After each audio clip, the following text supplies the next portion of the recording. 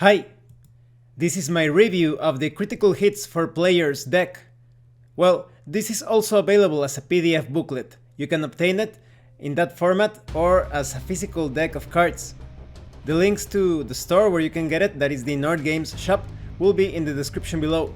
You can also obtain it at Drive-Thru RPG, but the advantage of purchasing this at the Nord Games shop is that you get Nord points for future purchases, and you have different formats for this particular product there. Now let's talk about the quality of the PDF, because that's the version that I'm going to be reviewing.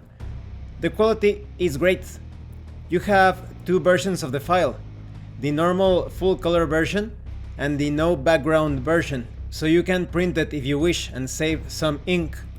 When it comes to the PDF version, it's fully hyperlinked, so it's going to be very easy for you to click on the result after you roll on the table. Now let's talk about the contents. So this is a tool for when a member of the party rolls a natural 20 on an attack roll against an enemy. You roll a d100 and select from the table. Each table has 4 entries for different damage types: slashing, piercing, bludgeoning, and magic. Each table also has a severity level in the left-hand column: setback, dangerous, life-threatening, or deadly. It is recommended using only setback results at level 1.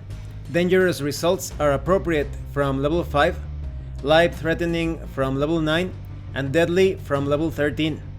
Of course, you can choose to play with all the tables from level 1. Just don't be surprised if the Game Master has to add a few extra monsters to compensate. These tables are intended to enhance the characters' stories, and some carry long-term or even permanent effects.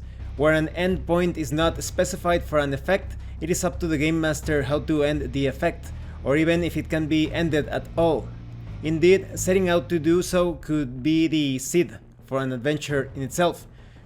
If an effect would not make sense in the specific situation, simply ignore the result and roll again, or default to double damage as the effect for speed of play.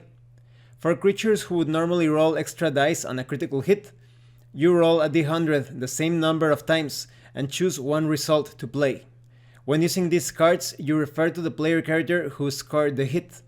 All of these results are geared or tailored for Dungeons & Dragons 5th edition, but it's very easy to apply them to any other version of Dungeons & Dragons, pseudo-clones, retro-clones, or even some other systems by making some minor tweaks.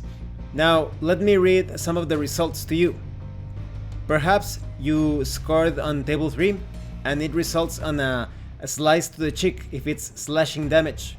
This is double damage.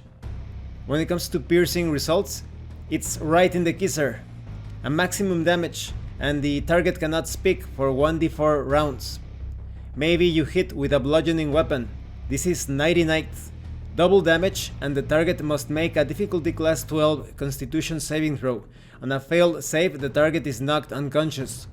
Maybe it's a magical attack and it results in an impact, which is maximum damage.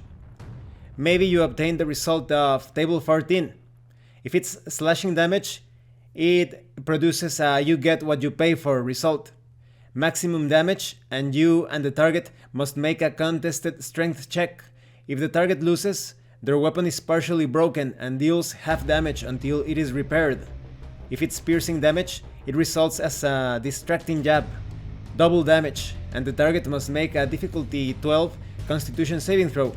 On a failed save, the target has disadvantage on their next attack. If you use the bludgeoning weapon, it results in battered shoulder. This is maximum damage. If it was a magical attack, it's eruption, and it's double damage. Maybe you obtain the result of table 23. If it's slashing damage, it produces knave to chops. It deals triple damage. If it's piercing, it's a follow-up, maximum damage, and you may make another attack against the same target. If it's a bludgeoning weapon, it results in soften them up, triple damage, and the target must make a difficulty class 14 Constitution saving throw. On a failed save, the target has disadvantage on saving throws for 1d4 plus 1 rounds. If it's a magical attack, it's precise magic. its maximum damage and roll the damage dice again. Maybe you get the results on table 40. If it's slashing damage, it produces sliced tendon. Quadruple damage, and the target's speed is reduced to 0 feet until the end of the target's next turn. If it's piercing damage, it's in the knee. Maximum double damage. If it's bludgeoning damage, it results in a low blow. Quadruple damage. If it's magical, it's surge of power. Maximum damage, and you can immediately cast the same spell against any target within range. This second attack does not expend a spell slot. Maybe you get the result of table 50, which is slashing damage producing a disarmed result, quadruple damage, and if the damage the target takes is equal to or greater than half of their maximum hit points, they lose an arm or a hand. If it's piercing damage, it results in a distracting jab. Quadruple damage, and the target has disadvantage on attacks until the end of the encounter.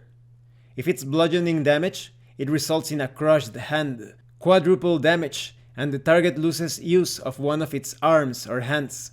If it's magical, it results in terrifying display. Quadruple damage, and all enemies that can see you must make a difficulty class 18 saving throw. On a failed save, they are frightened of you. An enemy can repeat this saving throw at the end of its turn to stop being frightened. So what do I think of this critical hit for players deck or booklet?